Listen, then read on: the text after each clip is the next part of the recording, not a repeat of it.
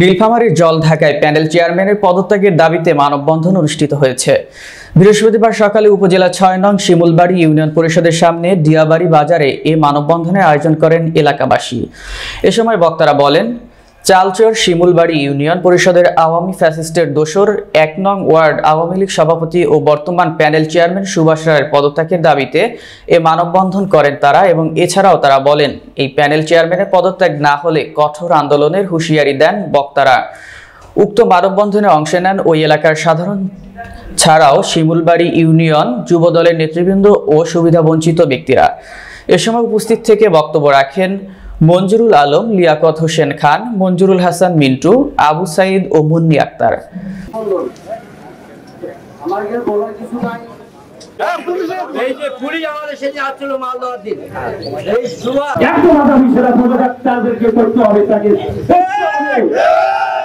এখান থেকে আমরা আওয়ামী সরকারের দোষর এই সুভাষের পদত্যাগ দাবি করতেছি।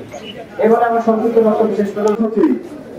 আজকে এই আন্দোলনের মাধ্যমে আমরা জানিয়ে দিতে চাই, বাংলাদেশের আর কোন আওয়ামী লীগের দোষর কোথাও যেন কোন স্থানে জায়গা না পায়। সুভাষচন্দ্র আর এক তান্ত্রিক করে সেইখান থেকে পলাতক অবস্থায় আছে।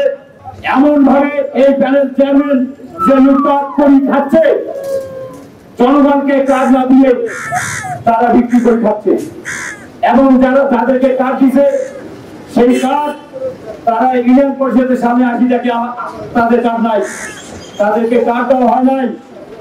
পরে রাতের অন্ধকারে চুপচাপ করে সে টাকা দিয়ে 200 টাকা করে, এখন কার্ডের মূল্য হচ্ছে 500 টাকা, সেখানে দেওয়া হয় 200 টাকা।